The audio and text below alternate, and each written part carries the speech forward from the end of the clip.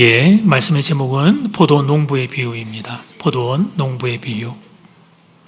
시골에서 농사 짓는 아버지가 생각나서 서울의 한 아들이 라디오 방송국에 보낸 편지거리입니다. 40년 전에 시골은 책이 귀했습니다. 그 중에서도 만화책이 귀했습니다. 그때 볼 수 있었던 만화책은 어깨 동무와 같은 월간 종합 만화책이었습니다. 젊은 세대들은 미안합니다. 옛날 이야기 좀 하겠습니다. 근데 그것도 여유가 있는 집의 아이들만 볼 수 있었습니다. 좀 보여드리면 어깨동무, 소년중앙, 보물섬, 공부는 안 하고 만화책만 봤구나. 하여튼 그랬어요. 주인공 집안이 가난해서 친구네 집에 놀러 가서 보곤 했습니다. 근데 하루는 그 보고 있는 그걸 끊을 수가 없어서 너무 더 계속 보고 싶어 그 만화책을 빌려서 자기 집으로 가지고 온 거예요. 그리고 집에서 만화책을 보고 있는데 방문이 드르륵 열리더니 아버지가 들어오셨습니다. 그리고 그 모습을 보고 이놈 공부하라고 학교 보내놨더니 이놈은 잤어. 공부는 안 하고 만화책만 보고 있어. 그래서 그 만화책을 쭉 찢어버리셨습니다. 당신은 농부지만 자식은 열심히 공부해서 이제 더 도시에 가서 대학을 가는 아들이 되기를 바라셨던 겁니다. 순식간이었습니다. 이 책은 아버지 친구 걸 빌려온 거야라고 말하기도 전에 벌어져 버린 순식간의 일이었어요. 이제 시간이 지나가고 친구가 만화책을 찾으러 올 때 혼자 오면 좋을 텐데 동네 애들을 다 데리고 찾아온 거예요. 그래서 이제 만화책이 찢어진 상황을 어쩔 수 없이 말을 하니까 친구들이 욕을 한 바가지 쏟아내었습니다. 아무 대꾸도 못하고 그냥 그 욕을 고스란히 들을 수밖에 없었습니다. 그런데 그때 집안에 아무도 없는 줄 알았는데 안방에 아버지가 계셨습니다. 그리고 아버지는 아들이 친구들에게 곤욕 치르는 걸 들으셨습니다. 그 만화책 하나 구해줄 여유가 없었던 그때 아버지는 실과 바늘을 꺼내어서 당신이 찢었던 만화책을 다시 기우기 시작하셨습니다. 자식 잘 되라고 하는 마음에 만화책을 찢기는 했지만 자신의 급한 행동 때문에 자신이 곤욕 치르는 걸 보며 그 만화책을 실과 바늘로 꿰매셨던 것입니다. 여러분, 이게 아버지의 사랑입니다. 사랑한다는 말은 잘하지 않으셨습니다. 그러나 아버지는 자신의 인생 전부를 다 바쳐 자식을 길러내셨습니다. 아버지도 취미가 있지만, 아버지도 좋아하는 게 있지만 자식을 위하여 취미와 좋아하는 걸 내려놓고 오직 헌신하며 사셨던 것입니다. 자신을 위해서는 저도 저희 부친 장인어른 보면 그렇게 구두쇠로 사셨습니다. 근데 자식을 위해서는 아낌없이 내어주셨습니다. 문제는 자녀의 자리에서는 그게 잘 보이지 않는다는 것입니다. 그게 잘 보이지 않는다는 것입니다. 근데 이 관계의 원리는 하나님과 우리의 관계도 똑같이 적용이 됩니다. 사랑하는 여러분, 하나님은 여러분을 많이 사랑하십니다. 그런데 자녀된 우리의 자리에서는 아버지 하나님의 사랑이 잘 느껴지지 않는다는 거예요. 믿어지지 않는다는 거예요. 보이지 않는다는 거예요. 심지어는 어느 지경까지 우리가 가게 되냐면 하나님이 어디 있냐? 내가 하나님이지. 내가 주인이지. 그러면서 하나님이 버젓이 살아계시고 우리를 지켜보고 계시지만 그 하나님을 무시하고 내가 하나님처럼 살려고 하는 교만이 우리 인생에 터져 나오더라는 것입니다. 오늘 이 본문 포도 농부의 비유는 바로 이것을 다루고 있습니다. 하나님의 큰 사랑과 그 사랑을 무시하고 사는 인간의 교만이 함께 대척점으로 서고 있는 것입니다. 첫 번째, 하나님의 사랑. 오늘 본문의 비유는 여러분 하나님에 대해 뭘 말해줍니까? 1절 말씀을 우리 같이 한번 읽어봅시다. 시작. 예수께서 비유로 그들에게 말씀하시되 한 사람이 포도원을 만들어 산 울타리로 두르고 적잖은 틀을 만들고 망대를 지어서 농부들에게 새로 주고 타국에 갔더니 아멘. 한 사람이 등장합니다. 포도원 주인. 이 포도원 주인 한 사람은 하나님을 상징합니다. 포도원을 만들고 울타리를 두르고 망대를 짓고 적잖은 구유와 모든 걸 너무 잘 지었어요. 그 귀한 걸 아무런 관계가 없는 농부들에게 그걸 맡기고 타국으로 떠났습니다. 아주 관대하고 그리고 그 마음이 넓은 분이었죠. 여러분, 이 아름다운 포도원을 만들기 위해 많은 수고를 해야 했을 겁니다. 그런데 그 수고에 눈물이 담긴 아름다운 포도원을 그 농부들에게 거저 건네준 것이었습니다. 포도원은 우리의 삶을 전체를 대표하는 상징 공간이죠. 우리의 삶의 모든 조건을 보여주는 거예요. 하나님은 아름다운 삶의 모든 조건을 우리에게 선물로 주셨습니다. 나의 생명, 우리가 사랑하는 사람들, 내 가족들, 남편과 아내도 포함되면 좋겠고, 그리고 무엇보다 우리의 자녀들, 그렇게 귀한 우리의 사랑하는 사람들을 선물로 주셨고, 푸른 하늘과, 오늘은 조금 날씨가 흐리지만 또 날씨가 흐리면 흐린 대로 또 우리에게 주는 또 이렇게 센치한 감정이 있으니 이 아름다운 자연과 맑은 공기 모두가 하나님께 받은 선물입니다. 이 중에 우리가 만든 건 단 하나도 없습니다. 다 하나님이 만드셨는데 하나님이 우리에게 공짜로 그냥 선물로 주신 것입니다.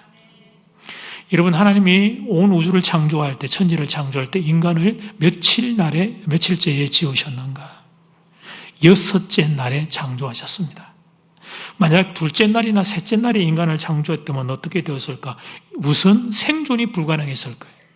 혹 살아있다고 해도 우리는 많은 불편함을 느꼈을 겁니다. 인간 아담과 하와는.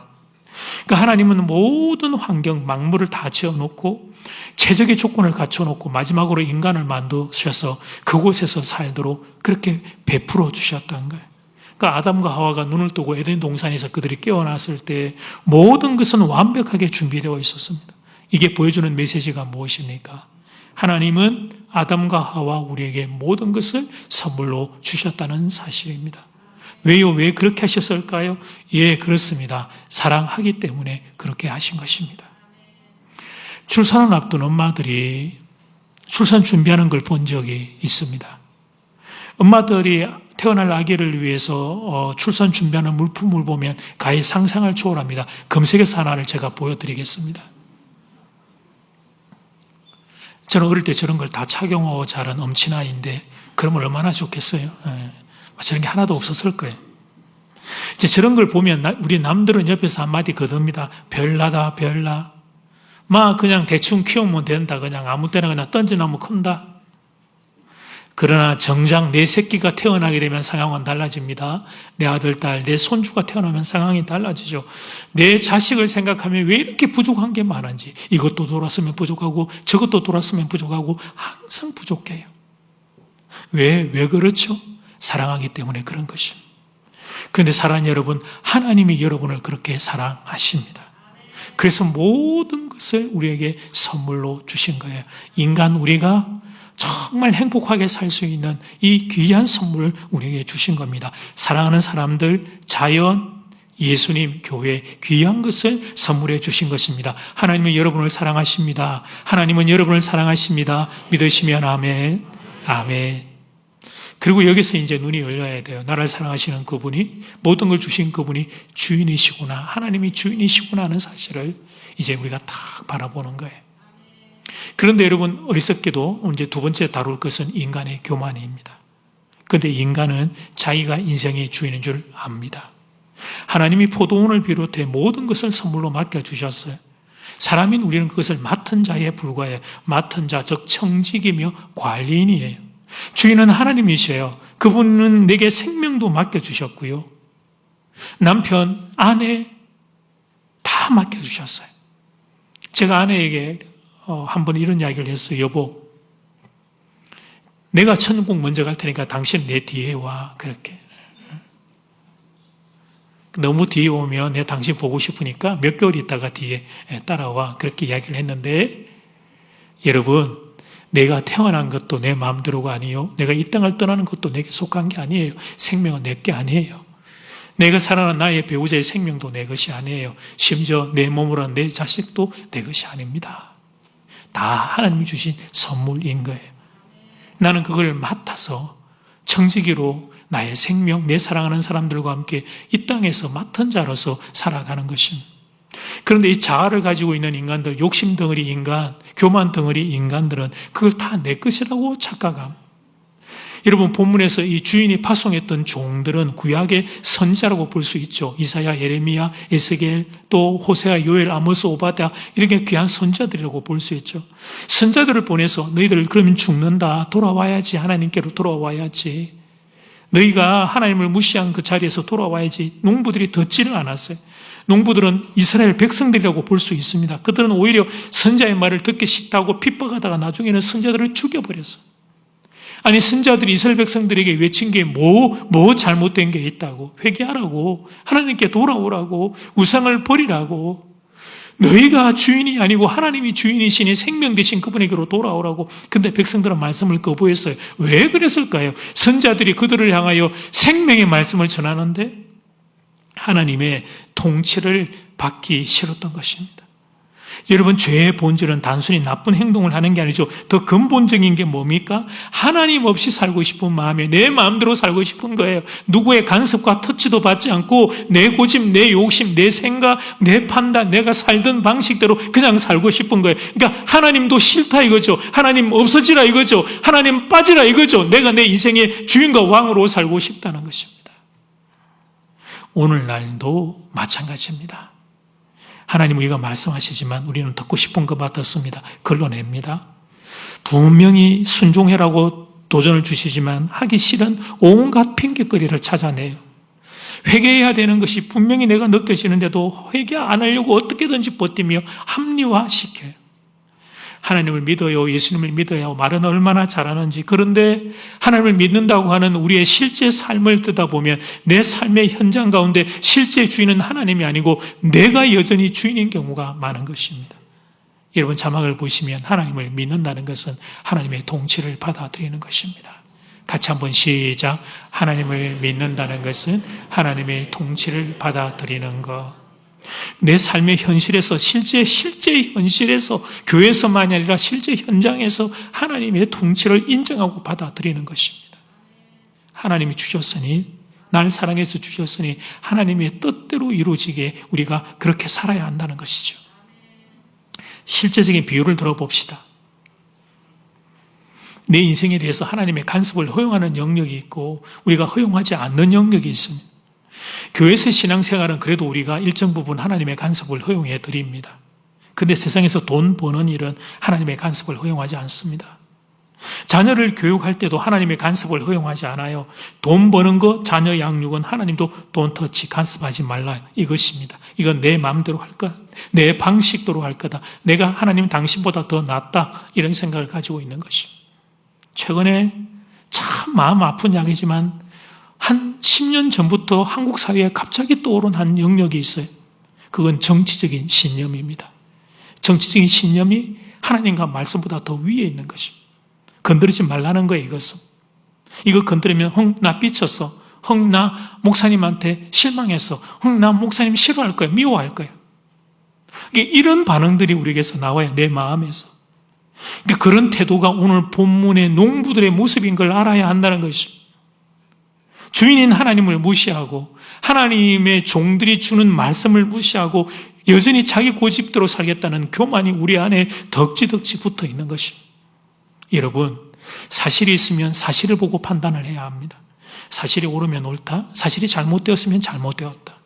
이게 하나님이 원하시는 상식적인 삶의 태도예요. 우리에게 이성을 주신 하나님이 원하시는 바이죠. 근데 우리는 사실을 보고 판단하지 않아요. 정치 이념이라고 하는, 제가 지금 안경 쓰고 있지만 정치 이념의 안경을 쓰고 정치 신념의 안경을 쓰고 판단해요. 다 놔두고 저부터 그런 습성을 가지고 있어요. 사실의 여부는 중요하지 않아요. 이게 내 정치의 신념에 합하면 옳다, 내 정치 진영의 손해가 되면 잘못되었다고 말하는 거죠. 인간 교만의 극치가 아닐 수가 없어요. 경제 한 예를 듭시다. 저 경제 무식한이지만 예를 들어 봅시다. 반도체 슈퍼사이클로 삼성전자, SK하이닉스가 주가가 급등을 하고 있습니다. AI 시대에 GPU가 떠오르다가 이제는 그 전환이 GPU에서 메모리 쪽으로 넘어가면 메모리의 그 독보적인 존재인 삼성하고 아마 하이닉스가 그렇게 지금 매출이 높이 올라가는 것 같아요. 이건 한국 경제에 좋은 일이죠. 좋은 일입니다. 그러나 환율이 1,540원까지 치솟고 있습니다. 물가가 올라가게 되고 서민들의 삶에 어려움이 생겨요. 이건 안 좋은 일이란 말이에요. 그러니까 사실을 보고 판단을 할 수 있어야죠. 좋으면 좋다, 안 좋으면 안 좋다, 나쁘면 나쁘다. 그런데 우리는 사실을 보고 판단하지 않고 어떤 나의 정치의 신념 아래에서 그 모든 것들을 자꾸만 왜곡되게 해석하려고 하는 습성을 가지고 있는 거예요. 한 걸음 더 나아가 말씀을 보고 판단을 할 줄 알아야 합니다. 여러분, 차별금지법이 하나님이 얼마나 싫어하시는 줄 아십니까? 하나님이 정하신 창조와 질서와 남자 여자로 지으셨는데 그런데 그것을 허물어뜨려서 가정을 무너뜨리고 우리의 자녀들을 담세를 무너뜨리려고 하는 이 사탄의 전략, 하나님이 너무나 싫어하시죠. 그리고 하나님이 우리에게 주신 자유, 표현의 자유를 마음껏 말할 수 있는 자유를 제한시키는 이 일을 하나님이 얼마나 싫어하시는지. 그런데 우리의 고집이 보통이 넘습니다. 하나님이 사실을 가지고 보여주시고 하나님이 말씀의 진리를 가지고 우리의 귀에 들려주시지만 수정할 생각이 없습니다. 내가 틀리다, 내가 잘못되었다는 걸 인정하기가 싫어요. 눈에 버젓이 사실이 드러나고 있음에도 불구하고, 내 귀에 버젓이 하나님의 말씀이 들리고 있음에도 불구하고, 내 양심이 불편함을 느낌에도 불구하고 끝까지 인정하지 않고 고치지 않으려고 하는 것이죠. 심지어는 사실을 말하는 그를 죽입니다. 선지자들을 죽이다가 못해 이제는 아들까지 죽여버려요. 7절 말씀, 그 농부들이 서로 말하되 이는 상속자니 자 죽이자. 그러면 그 유산이 우리 것이 되리라. 주인이신 하나님의 아들 예수님, 우리의 구원자이신 예수님까지 이들은 죽여버립니다. 인간의 교만은 이토록 무서운 거예요. 그들이 그렇고 우리 또한 이 교만에서부터 예외가 아닌 것입니다. 야구 이야기 좀 하겠습니다. 야구에서 홈런을 치면 홈런팀 찾아가 하는 말이 있어요. 오늘은 투수가 던지는 공이 유난히 크게 보입니다. 지금 미국 샌프란시스코의 이정훈 선수가 맹활약 중에 있습니다. 타율이 오늘 설교하기 위해서 어제 오후에 검색해 보니까 미국 전체 선수 중에 상위 위에 랭크할 정도로 지금 잘 치고 있다고 하는데, 이정훈 선수가 인터뷰에서 했던 말이 바로 그 말이에요. 요즘 야구공이 농구공처럼 보입니다. 여러분 한번 보십시오. 공이 이제 저렇게 크게 내 눈앞에 보이는 거예요. 그런데 야구 타자와 그리스도인 사이에 공통점이 있어요. 어느 분야이건 고수들은 통하는 부분이 있어요. 야구 타자의 고수의 눈에는 야구의 공이 농구공처럼 보여요. 수박처럼 보여요. 신앙의 고수는 자기 죄가 크게 보입니다. 신앙의 하수는 자기 죄가 보이지 않습니다. 보여도 쪼맨하게 보입니다. 그러니까 내 고집을 꺾지 않아요. 나를 수정할 생각이 없어요. 내가 옳다는 교만이 내 안에 가득 자리하고 있는 거예요. 자기를 정확하게 볼 줄 모르는 인간의 어리석음과 교만입니다. 104세에 소천하신 한국교회가 존경하는 방진일 목사님 계신데, 한 후배가 목사님께 질문을 드렸습니다. 제가 책을 본 내용이에요. 목사님, 존경하는 목사님, 신앙이 무엇인지 간단하게 일침 한마디로 설명을 좀 해 주십시오. 목사님의 답변이 의외였는데 신앙의 급소를 찌른 명언이었어. 초신자는 있는 죄도 보지 못합니다. 그러나 신앙이 성숙하면 성숙할수록 자기의 죄를 보는 현미경의 배율이 높아지게 됩니다. 보시는 게 전자현미경입니다. 목사님 부연 설명하셨습니다. 정말 신앙이 높아지고 정말 신앙이 깊어지면 남들은 볼 때는 죄가 아니라고 하는 아주 미미한 죄도 그 본인은 산더미와 같은 큰 산처럼 자기가 보인다는 거예요. 신앙이 성숙한 그리스도인들은 내 죄를 보는 현미경을 가지고 있어요. 자기의 죄를 크게 보는 거죠. 그러니까 내 죄가 크게 보여지기 때문에 반대로 하나님의 은혜가 크게 보이는 것입니다. 이런 나를 사랑하시는 하나님의 사랑이 크게 그는 느껴지는 것입니다. 이제 우리를 점검해 보고자 합니다. 여러분은 여러분 자신을 보는 현미경의 배율이 어느 정도인 것 같습니까? 어떻습니까, 여러분? 여러분 지금 여러분의 자신의 죄악이 잘 보이고 있습니까? 아니면 나의 죄악이 잘 보이지 않고 있습니까? 그런데 죄악 이런 단어를 쓰면 현실감이 잘 오지 않아 바로 여러분들이 또 잘 깨닫지 못하니까 좀 지금 우리의 실질적인 단어로 바꾸면 이런 거예요. 나는 엉터리입니다. 나는 주관적이고 나는 잘 틀립니다. 나는 참 감정적이고, 그리고 내가 생각하는 게 옳을 때도 있지만 나는 틀릴 때가 더 많은 존재입니다. 이런 생각을 여러분 가지고 있는지, 아니면 반대쪽으로 나는 정답이에요. 하나님, 나는 완전한 사람이에요. 나는 객관적이고 내가 판단하는 건 항상 옳은 사람이에요. 이런 생각을 가지고 있는지. 그 차이가 결국 내 마음의 은혜의 차이로 나타나게 되는 것입니다. 나의 죄, 나의 틀린 것을 크게 볼 수 있는 사람은 자연스럽게 하나님의 은혜가 크게 보이는 거예요. 크게.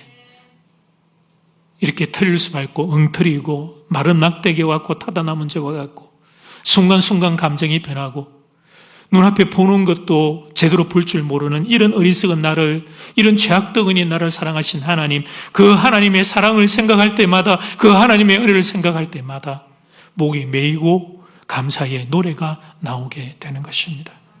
자연스럽게 또 어떻게 됩니까? 마음이 부드러운 마음이 됩니다. 부드러운 마음이. 하나님이 들려주시는 말씀을 잘 듣게 되고요. 하나님이 보여주시는 사실도 잘 인정하게 돼요. 그렇게 나를 수정하고 바꾸어서 더 성숙한 사람으로 자라내게 되는 거예요. 하나님이 보내신 선지자, 하나님의 종들, 말씀을 전하는 그분들도 인정을 할 뿐 아니라 하나님이 보내신 아들 그 예수님을 인정하는 사람으로 자라게 되는 것입니다. 겸손과 온유의 사람으로, 그렇게 꿈꾸던 그 아름다운 사람으로 바뀌게 되는 것입니다.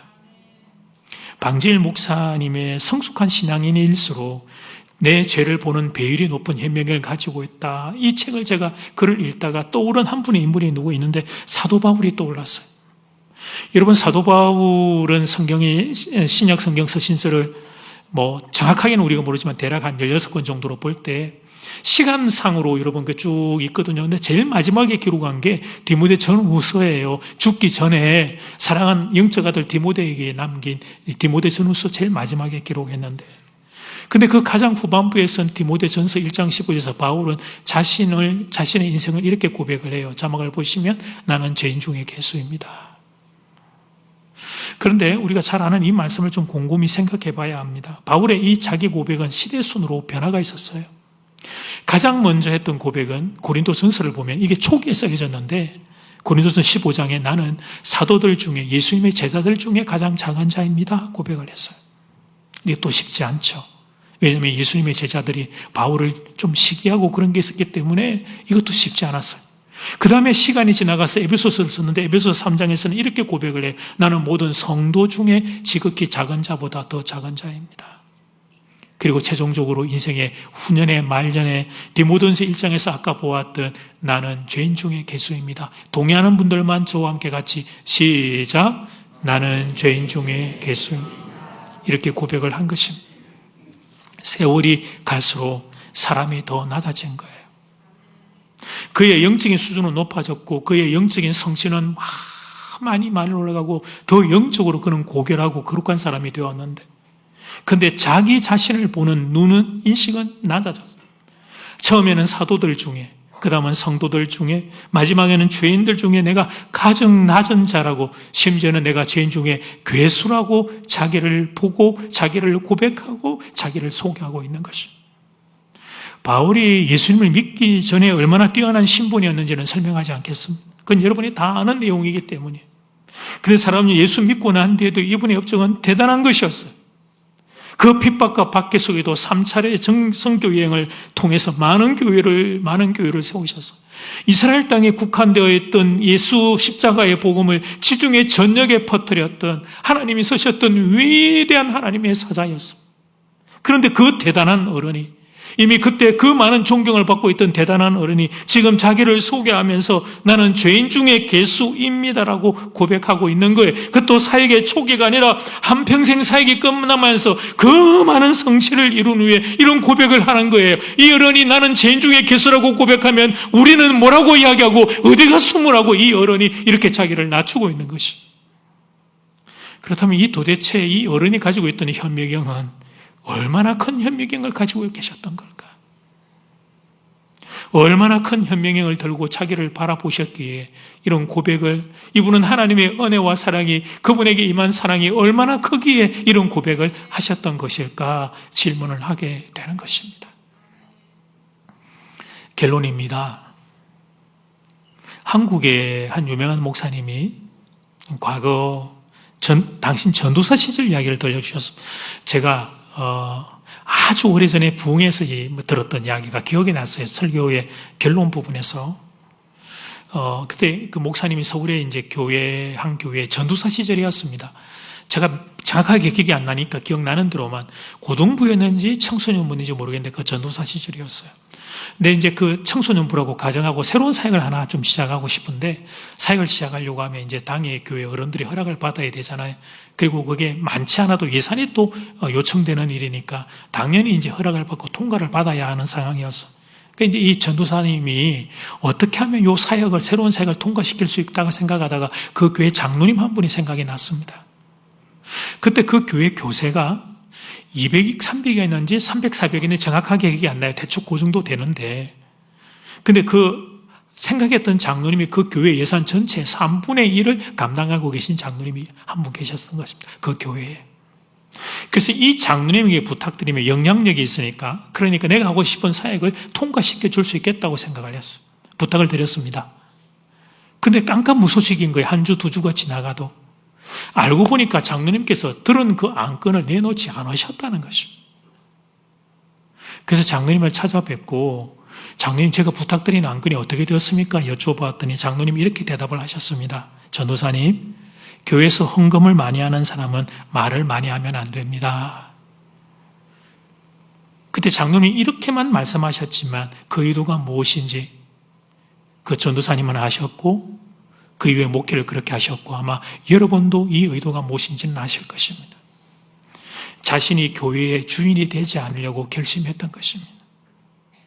하나님 내게 주신 은혜와 복이 많아 나는 하나님께 감사로 드렸습니다.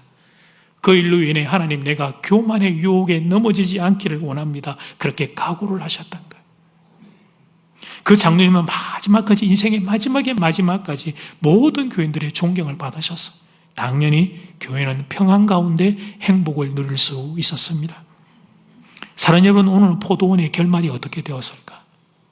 9절을 보니까 포도원 주인이 와서 농부들을 진멸해버렸어요. 포도원을 다른 사람들에게 넘겨버렸어요. 이건 어떤 의미냐면, 하나님의 은혜의 손을, 저를 잘 보세요.